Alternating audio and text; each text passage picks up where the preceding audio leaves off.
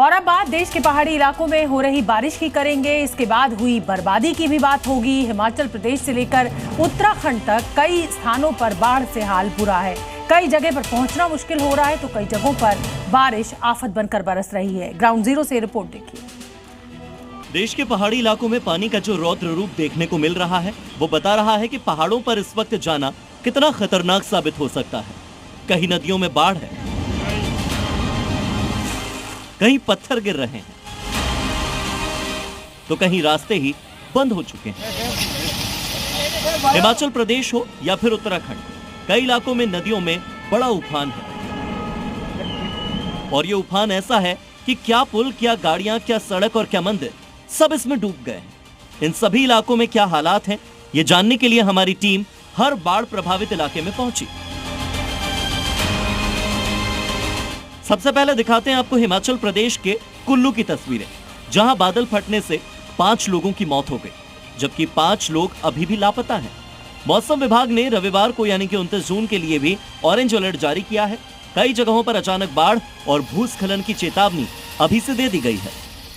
यहाँ पर ठीक सामने से जो मेरे कैमरे पर्सन अगर आपको दिखा रहे हैं कि आखिरकार किस तरीके से पूरा जो पानी का बहाव अपने साथ बड़े बड़े पहाड़ के जो पत्थर हैं उनको लेकर के यहाँ पर आया और फिर एक बड़ी तबाही इस हिमाचल प्रदेश का जो एरिया है, सेंध घाटी का एरिया है, यहाँ पर हुआ।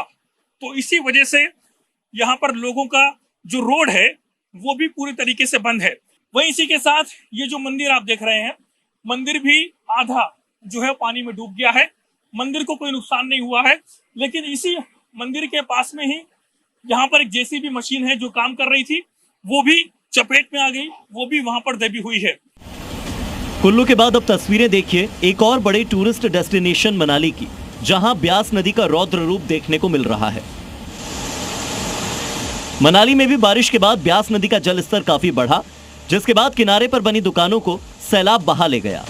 इस दौरान यहां पर एक मकान में बनी 4 दुकानें बह गई। वहीं चंडीगढ़ मनाली नेशनल हाईवे की एक लेन भी टूट गई। हालांकि फिलहाल मनाली में मौसम साफ बना हुआ है। ये बाहंग का वो इलाका है जहां पर पिछले 3-4 दिनों में जिस तरीके से बारिश हुई, उसके बाद बाढ़ की स्थिति ने अब पूरी तरीके से इलाके का नक्शा बदलना शुरू कर दिया है। ये सबसे भीड़ भाड़ वाला इलाका है और ऐसे में व्यास नदी पहले लेफ्ट साइड में बहती थी, लेकिन अब पूरा पानी का जो वेग है वो अब यहाँ से बहना शुरू हो चुका है। आप देख सकते हैं कि रिहाइश इलाकों के बिल्कुल साथ होकर व्यास नदी बह रही है। हालांकि इसका जल स्तर फिलहाल कम हुआ है क्योंकि बारिश का सिलसिला थमा है, लेकिन आने वाले दिनों में अगर बारिश और ऊंचाई वाले इलाकों में होती है तो व्यास नदी में बाढ़ आने के बाद इस इलाके को किस तरीके से नुकसान पहुंचा सकती है।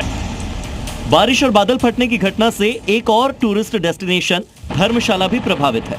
धर्मशाला के खनियारा में बादल फटने से अचानक बाढ़ आ गई, जिस वजह से नदियां बेकाबू हो गईं और ऐसा लग रहा था कि वो सब कुछ अपने साथ बहा कर ले जाएगी। बताया जा रहा है कि 10 से 15 लोग इस बाढ़ के पानी में बह गए, जिसकी वजह से एनडीआरएफ और एसडीआरएफ को रेस्क्यू अभियान में लगाया गया है। वहीं शिमला में भी भारी बारिश और बाढ़ की वजह से नदी नालों से दूर रहने की सलाह दी गई है। मौसम विभाग ने 27 जून से 2 जुलाई तक भारी बारिश की चेतावनी दी, जिसमें 29 जून को ऑरेंज अलर्ट और बाकी दिनों में येलो अलर्ट जारी है। शिमला समेत चंबा, हमीरपुर, कांगड़ा, किन्नौर, कुल्लू, मंडी, सोलन और सिरमौर जिलों में बाढ़ और भूस्खलन का खतरा है। हिमाचल प्रदेश के बाद अब तस्वीरें देखिए उत्तराखंड के रुद्रप्रयाग की, जहां कल एक बहुत बड़ा हादसा हुआ। एक बस अलकनंदा नदी में जा गिरी, जिसके बाद अभी वहां पर लापता लोगों की तलाश की जा रही है। अलकनंदा नदी पर लगातार रेस्क्यू जारी है। रुद्रप्रयाग में जो टेम्पो ट्रैवल हादसे में लोग इसमें हताहत हुए हैं और जो लोग अभी लापता हैं उनकी तलाश लगातार की जा रही है। राफ्ट में आप देखिए, आपको जो डीप डाइवर हैं मातवर वो भी नज़र आ रहे हैं, उनके साथ एसडीआरएफ के तमाम लोग इसमें नज़र आ रहे हैं और एनडीआरएफ की भी टीम इसमें मौजूद है। और यहाँ से किनारे किनारे से रेस्क्यू अभियान की कोशिश चल रही है कि रेस्क्यू अभियान को पूरा किया जा सके, उनकी तलाश की जा सके। लेकिन इस पानी में ये राफ्ट उतार कर रेस्क्यू करना बहुत मुश्किल और चुनौतीपूर्ण है। मॉनसून के इस मौसम में बड़ी चुनौती लैंडस्लाइड बना हुआ है। कुछ ऐसा ही जम्मू के रामबन में भी हुआ, जहां भारी बारिश के बाद लैंडस्लाइड हुई थी और नेशनल हाईवे पर ट्रैफिक रोक दिया गया था। लेकिन अब ट्रैफिक खोल दिया गया है। इसके अलावा चिनाब नदी में पानी का जलस्तर भी लगातार बढ़ते जा रहा है।